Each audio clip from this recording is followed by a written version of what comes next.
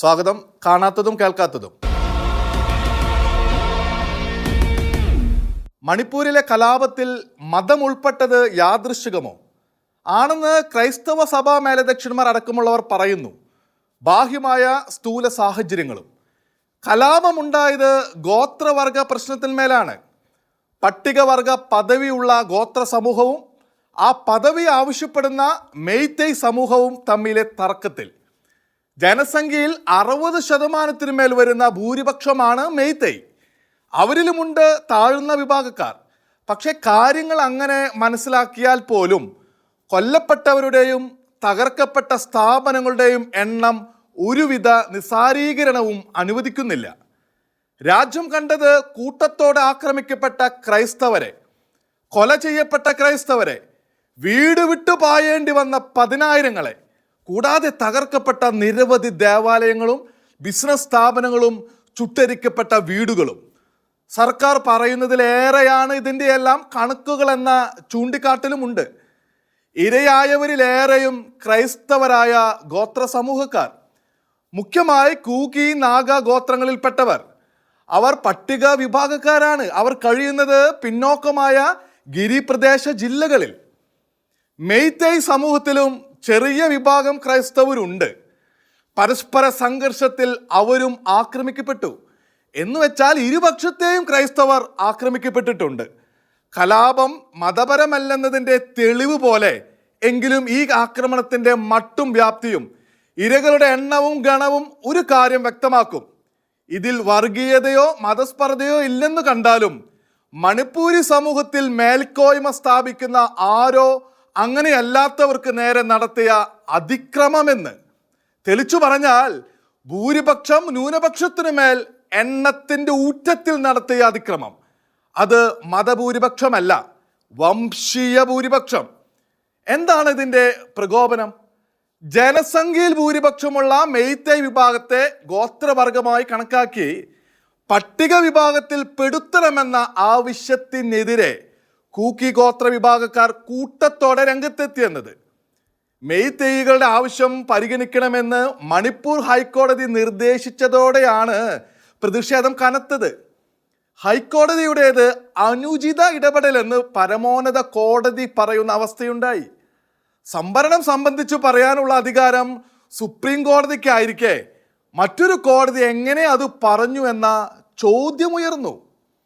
ജനസംഖ്യയിലെ ഭൂരിപക്ഷവും ഭരണത്തിൽ മേൽക്കോയ്മയുമുള്ള മെയ്തേയ് വിഭാഗത്തിൻ്റെ സ്വാധീനം ഇതിനു പിന്നിൽ സങ്കല്പിച്ചാൽ തെറ്റു പറയാനൊക്കില്ല. അതുതന്നെയാണ് ഗോത്ര വിഭാഗത്തിൻ്റെ എതിർപ്പിനു കാരണം. അവർ ചൂണ്ടിക്കാട്ടുന്നത് മെയ്തേയ് വിഭാഗത്തിൻ്റെ മുൻതൂക്കാവസ്ഥ, ജനസംഖ്യയിൽ ഭൂരിപക്ഷം, ഇംഫാൽ താഴ്വാരത്ത് മെച്ചപ്പെട്ട സൗകര്യങ്ങളോടെ അധിവാസം, നിയമസഭയിലെ 60 സീറ്റിൽ 40 അവരുടെ ജില്ലകളിൽ അതുവഴി ഭരണത്തിൽ മേൽക്കോയ്മയും. മറുപക്ഷത്ത് ഇത്രയേറെ പേർ ആക്രമിക്കപ്പെട്ടിട്ടും മതിയായ നടപടിയെടുക്കാൻ പോലീസോ സംസ്ഥാന സർക്കാരോ തയ്യാറായില്ലെന്നത് ഈ മേൽക്കോയ്മയുടെ ഫലമല്ലെന്നുണ്ടോ? ഇങ്ങനെയുള്ള വിഭാഗത്തിന് പട്ടികവർഗ പദവിയും ആനുകൂല്യങ്ങളും കൂടി നൽകുവാനുള്ള നീക്കം തങ്ങൾക്ക് വിനാശകരമാണെന്ന് ഗോത്ര സമൂഹങ്ങൾ കരുതുന്നു. പ്രത്യേകിച്ച് വനഭൂമിയിൽ കൃഷി ചെയ്യാനുള്ള അനുമതിയും ജോലി സംവരണവും മെയ്തേയികൾക്ക് ലഭ്യമായാൽ തങ്ങളുടെ ആവാസ സ്ഥാനം കൂടി കൈവിടേണ്ടി വരുമെന്നാണ് അവരുടെ ഭയം. മെയ്തേയികളുടെ സംവരണ ഡിമാൻഡിനെ ഗോത്ര വിഭാഗം എതിർക്കുന്നത് ഈ സാഹചര്യങ്ങളിലാണ്.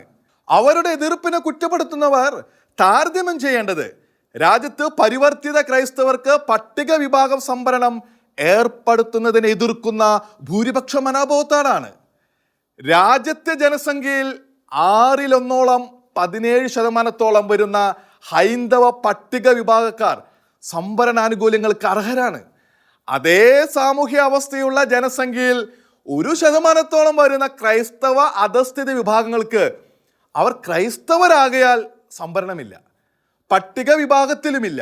കേവലം ഈ 1% പേർക്കും കൂടി സംവരണം നൽകാൻ പാടില്ലെന്ന് പറയുന്ന 17% അനുകൂലിക്കുന്നവർക്ക് ജനസംഖ്യയിൽ 60%-ലേറെ വരുന്ന മെച്ചപ്പെട്ട വിഭാഗത്തിന് സംവരണം പാടില്ല എന്ന് പറയുന്നവരെ കുറ്റപ്പെടുത്താനാകുമോ? മണിപ്പൂരിന് പ്രസക്തമായ ചോദ്യമാണിത്. നടന്നത് വംശീയ തർക്കവും കലാപവുമാണെന്ന് പറയാൻ എളുപ്പം. എന്നാൽ പ്രയോഗത്തിൽ ഇത് മണിപ്പൂരിലെ ക്രൈസ്തവരിൽ നിരവധി പേർ ഇല്ലാതാക്കപ്പെടുന്ന, ഓടിക്കപ്പെടുന്ന സംഭവവികാസം. ഇതിനെ വംശീയ പ്രശ്നം മാത്രമായി രാജ്യത്തെ ക്രൈസ്തവർ കാണുന്നത് സമാധാനത്തിന് സഹായിക്കും. എന്നാൽ ഭരണാധികാരികൾ ഇതിന് വംശീയ സാങ്കേതികം മാത്രമായി കാണുന്നത് പ്രശ്നത്തിന് പരിഹാരമല്ല. ക്രൈസ്തവർ അടിച്ചമർത്തിയത് ദേശീയ മതഭൂരിപക്ഷ വിഭാഗത്തിൽപ്പെട്ട തദ്ദേശീയരാണെന്നത് യാദൃശ്ചികമാകാം എന്നു കരുതി അവിടെ മറ്റു പ്രവണതകളേ ഇല്ലെന്ന് ഉറപ്പിക്കാനാകില്ല. പ്രധാനമന്ത്രി നരേന്ദ്രമോദിയുടെയും ടീമിൻ്റെയും BJP വക്താക്കളുടെയും ലക്ഷ്യവും ആശയവും തദ്ദേശീയ ഭൂരിപക്ഷം പങ്കുവെക്കുന്നുണ്ടെന്ന് നിർബന്ധമില്ല. അവർ ദേശീയ നേതാക്കളുടെ രാഷ്ട്രീയ ഗണത്തിൽ അണിനിരന്നേക്കാം. പക്ഷേ സ്വകാര്യ ലക്ഷ്യങ്ങളിൽ അവരെന്ന് വെച്ചാൽ ഓരോ സംസ്ഥാനത്തെയും ദേശീയ മതഭൂരിപക്ഷ വിഭാഗം തനത് താല്പര്യങ്ങളും ലക്ഷ്യങ്ങളുമാകും നോക്കുക. അത് നേടിയെടുക്കുന്നതാണ് തദ്ദേശീയ ജാതീയ പ്രമാണിമാരുടെ രാഷ്ട്രീയം. ക്രൈസ്തവരുടെ പ്രവർത്തനം അതിനെ തടസ്സമാകുമെന്ന് കരുതുമ്പോഴൊക്കെ അവർ മതത്തിൻ്റെ കവചം ഉപയോഗിക്കും. പല ഉത്തരേന്ത്യൻ സംസ്ഥാനങ്ങളിലും അത് പതിവ്. മോദിയുടെ വിശാല ലക്ഷ്യങ്ങളല്ല, തനതു ലക്ഷ്യങ്ങളാണ് അവരെ ഭരിക്കാറ്. മധ്യപ്രദേശിലെ അനാഥാലയത്തിൽ കടന്നു കയറി അതിക്രമം കാട്ടിയ ഉദ്യോഗസ്ഥരെ ഭരിച്ചതും അത്തരം പ്രവണത തന്നെയല്ലെന്ന് ഉറപ്പിക്കാനാകുമോ? എല്ലാ ഉത്തരവാദിത്വവും ക്രൈസ്തവരുടെ മേൽ വെച്ചു കെട്ടാൻ ചിലർ മതം മാറ്റൽ എന്ന കുറ്റം ആരോപിക്കും. നിർബന്ധിച്ചും പ്രലോഭിപ്പിച്ചും പ്രീണിപ്പിച്ചും മതം മാറ്റിയെന്ന്. അധസ്ഥിതരിലും അവർണരിലും പെട്ടവരെ തന്നെ ക്രൈസ്തവർക്കെതിരെ, അവിടങ്ങളിലെ പരിവർത്തിത ക്രൈസ്തവർക്കും സഭാ ശുശ്രൂഷകർക്കുമെതിരെ തിരിക്കും. മണിപ്പൂരിലെ സംഘർഷത്തിൻ്റെ ചിത്രം വേറെയാണ്. അത് വർഗീയമോ മതപരമോ അല്ലെന്ന് ക്രൈസ്തവ നേതാക്കൾ പറഞ്ഞു കഴിഞ്ഞു. അത് സമാധാനത്തിൻ്റെ വഴി. എന്നാൽ അനുഭവം നോക്കിയാൽ മതത്തെ തെരഞ്ഞു പിടിച്ചാൽ എന്ന പോലെയായി വേട്ടയാടലിൻ്റെ കാഴ്ച. ഗോത്രവർഗക്കാരിലേറെയും ക്രൈസ്തവരാണല്ലോ. ഇതിൽ മതമില്ലെന്ന് അധികൃതർക്ക് കൂടി ഉറപ്പിച്ചു പറയാൻ കഴിയണമെങ്കിൽ ഈ വേട്ടയാടലിനെതിരെ കർശന നടപടി ഉണ്ടാകണം. കൊല്ലപ്പെട്ടവരെ തിരികെ കൊണ്ടുവരാനാകില്ല, പക്ഷേ വീടുകളുടെയും ആരാധനാലയങ്ങളുടെയും നഷ്ടം നികത്തണം. നാടുവിടേണ്ടി വന്നവർക്ക് വീട്ടിൽ തിരിച്ചെത്താൻ കഴിയണം എത്രയും വേഗം. കുറ്റക്കാരെ അമർച്ച ചെയ്ത് സാമൂഹിക സൗഹാർദ്ദം പുനഃസ്ഥാപിക്കാനും നടപടി ഉണ്ടാകണം. മെയ്തൈ വിഭാഗത്തിലെ അതിന്യൂനപക്ഷമായ ക്രൈസ്തവർ ആ സമൂഹത്തിൽ ദ്രോഹങ്ങൾ നേരിട്ടിട്ടുണ്ട് എന്നതും നാട്ടുചരിത്രമാണ്, കെട്ടുകഥയല്ല. ഇത് വംശീയ പ്രശ്നം എന്നതിനപ്പുറം വർഗീയമെന്ന് വരുത്താൻ താല്പര്യമുള്ള ശക്തികൾ ഉണ്ടെന്നറിയാം. നീതി നിഷേധവും നിഷ്ക്രിയത്വവും കൊണ്ട് അവർക്ക് പ്രോത്സാഹനമാകാതിരിക്കാനാണ് മണിപ്പൂർ സർക്കാർ ജാഗ്രത കാട്ടേണ്ടത്. ഡോക്ടർ വന്ദനദാസിൻ്റെ ദുഃഖകരമായ അന്ത്യം കേരളത്തെ ആകെ നോവിച്ചു.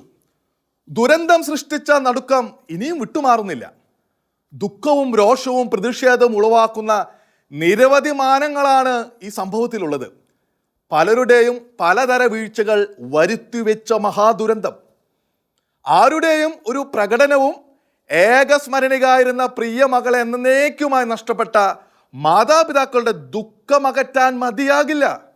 എങ്കിലും ആ മാതാപിതാക്കൾക്കും അനേകം മാതാപിതാക്കൾക്കും ആശ്വാസമേകുന്ന ഒരു തീരുമാനമെങ്കിലും എടുക്കുവാൻ സർക്കാർ ബാധ്യസ്ഥമായ വേളയാണിത്. സംഘടിച്ചു വന്ന് സർക്കാരിനോട് ആവശ്യപ്പെടാൻ ആരുമില്ലാത്തൊരു കാര്യത്തെക്കുറിച്ചാണ് മുന്നറിയിപ്പ് പോലെ ഓർമ്മിപ്പിക്കാനുള്ളത്. ഡോക്ടർ വന്ദനയുടെ ദുരന്തത്തിൽ ആരൊക്കെ ഒത്തുചേർന്ന് ആരെയൊക്കെ കുറ്റവിമുക്തരാക്കിയാലും കുറ്റമൊഴിയാത്ത ഒരു പ്രതിയുണ്ട്, മയക്കുമരുന്ന്. ഒരു അധ്യാപകനെ പിശാചു തുല്യനാക്കിയ വിപത്ത്. നാടിനെ മയക്കുമരുന്ന് പിശാചിന്റെ പിടിയിൽ നിന്ന് രക്ഷിക്കാനുള്ള പ്രതിജ്ഞാബദ്ധമായൊരു നീക്കം സർക്കാർ നടത്തിയെങ്കിൽ, അങ്ങനെയൊന്ന് പ്രാവർത്തികമായെങ്കിൽ മകളുടെ ജീവത്യാഗം അനേകം ചെറുപ്പക്കാരെ നാശത്തിൽ നിന്ന് രക്ഷിക്കാൻ നിമിത്തമാകുമെങ്കിൽ അതാ ഹൃദയങ്ങൾക്ക് സ്വാന്തനമായേനെ. ഇപ്പോഴല്ലെങ്കിൽ പിന്നെ എപ്പോഴാണ് സർക്കാരിന് ഇത് തോന്നുക? വ്യക്തിപരമായ ഒരു വിരോധവും സന്ദീപ് എന്ന കൊലയാളിക്ക് ആ കുഞ്ഞു ഡോക്ടറോട് ഉണ്ടായിരുന്നില്ല. തൻ്റെ മുറിവുണക്കാൻ, വേദന നീക്കാൻ ശുശ്രൂഷ ചെയ്ത നിരായുധയും നിസ്സഹായവുമായ ഇളം ഡോക്ടറെ കുരുതി ചെയ്യാൻ മാത്രം അയാളെ രാക്ഷസ സ്വരൂപിയാക്കിയ തിന്മ ഇന്നാട്ടിലെ അനേകം ചെറുപ്പക്കാരെ ഇരകളാക്കിയിട്ടുണ്ട്. ഊർജ്ജസ്വലതയോടെ നാടിനും വീടിനും ഉപകാരികളും താങ്ങുകളുമാകേണ്ടവർ ജീവച്ഛവങ്ങളും ക്രിമിനലുകളുമായി മാറിയിരിക്കുന്നു. പ്രതീക്ഷാനിർഭരമായ സാഹചര്യങ്ങളിൽ നിന്നാണ് ആരും കരുതാത്ത ദുരന്തത്തിലേക്ക് അവരുടെ പതനം. അവരുടെ അവസ്ഥ എത്രയോ കുടുംബങ്ങളെയാണ് തകർത്തിരിക്കുന്നത്. മദ്യവും മയക്കുമരുന്നും ഉൾപ്പെട്ട ഭ്രാന്തൻ ലഹരിയുടെ പിടിയിലായവർക്ക് നീണ്ട കാലത്തെ ചികിത്സ കൊണ്ടുപോലും പൂർണ്ണമോചനം നേടാൻ കഴിയുന്നില്ല. അവരുടെ കുടുംബാംഗങ്ങളും ബന്ധുമിത്രങ്ങളും അനുഭവിക്കുന്ന വേദന ആര് കാണുന്നു? വല്ലപ്പോഴും 2 ഗ്രാമോ 4 ഗ്രാമോ ലഹരി വസ്തുവുമായി ഇളം പ്രായക്കാരെ പിടികൂടി ജയിലിൽ അടയ്ക്കാൻ ഏർപ്പാട് ചെയ്യുന്ന പോലീസിംഗ് അല്ല ഇതിന് മതിയായ ഉത്തരം. ക്വിൻ്റൽ കണക്കിന് ടൺ കണക്കിനും ലഹരി വസ്തുക്കൾ വിപണനം ചെയ്യുന്ന ദുഷ്ട ഉറവിടങ്ങളെ തകർക്കണം. അതിനുള്ള കാര്യക്ഷമതയും ആത്മാർത്ഥതയുമാണ് സർക്കാരിന് വേണ്ടത്.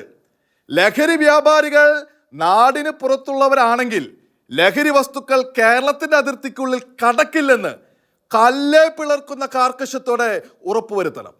കഴിയുമോ സർക്കാരിനെ? തയ്യാറാകുമോ അതിനെ?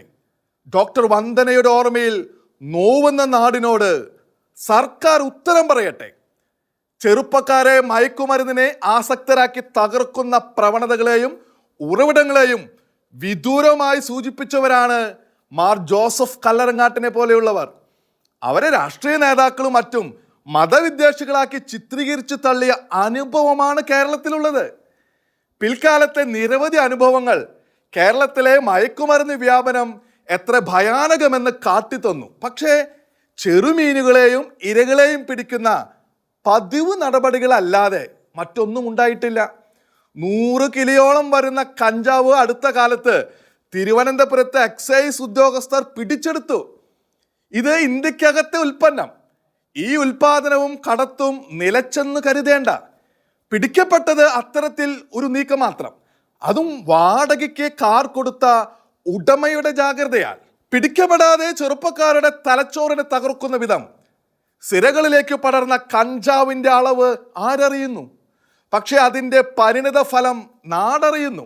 കഴിഞ്ഞ ദിവസം ഒരു യൂട്യൂബ് ചാനലിൽ ചൂണ്ടിക്കാട്ടപ്പെട്ടതുപോലെ മുന്നിലെത്തുന്ന ഏതൊരാളും മയക്കുമരുന്നിന് അടിപ്പെട്ട അപകടകാരിയാണെന്ന ധാരണയോടെ നോക്കിക്കാണേണ്ടുന്ന അവസ്ഥയാണിന്ന് കേരളത്തിൽ. ഇതിൻ്റെ അനേക മടങ്ങ് ആയിരക്കണക്കിന് ടൺ മയക്കുമരുന്ന് വ്യാപാരം ചെയ്യുന്നവരുടെ രാജ്യങ്ങളാണ് അഫ്ഗാനിസ്ഥാനും പാകിസ്ഥാനും മറ്റും. അവരെത്തിച്ച കൂടുതൽ വിനാശകരമായ ലഹരി കേരളത്തിലെ എത്രയോ ചെറുപ്പക്കാരുടെ തലച്ചോറിലെത്തി അവരെ തകർത്തു കഴിഞ്ഞിരിക്കുന്നു. ഇനിയും എത്രയോ പേർക്ക് അത് കെണിയൊരുക്കി കാത്തിരിക്കുന്നു. ഈ ദുഷ്ടതയ്ക്ക് അറുതി വരുത്താൻ, കുറഞ്ഞ പക്ഷം കർക്കശമായി നിയന്ത്രിക്കാൻ കേരളത്തിലെ സർക്കാർ സന്നദ്ധമാണോ? ഈ വിപത്തിൽ പങ്കുകാരായ അതിഥി തൊഴിലാളികളെയും രാഷ്ട്രീയം നോക്കാതെ കൈകാര്യം ചെയ്യാൻ സർക്കാരിനാകുമോ? ന്യായങ്ങളല്ലല്ലോ നാടിന് കേൾക്കേണ്ടത്. ഇത്ര വ്യാപകവും ഭയാനകവുമായി യുവതലമുറയെ തകർക്കുന്ന വിപത്തിനെ മുഖം നോക്കാതെ, പ്രീണനത്തിനോ ഭീഷണിക്കോ വഴങ്ങാതെ, അലംഭാവമില്ലാതെ തടയാൻ സർക്കാരിന് കഴിയുമോ എന്ന് മാത്രം. ഏതു പദ്ധതിക്ക് മുമ്പേ നാടിനു വേണ്ടത് ഓജസ്സും തേജസ്സും ചോർന്നു പോകാത്ത തികഞ്ഞ മാനസികാരോഗ്യമുള്ള യുവതലമുറയെ, യുവമാനവശേഷിയാണെന്നത് ഭരണാധികാരികളെ ആരാണോ ഓർമ്മിപ്പിക്കേണ്ടത്? കാണാത്തതും കേൾക്കാത്തതും അടുത്ത ആഴ്ച ഇതേ സമയം.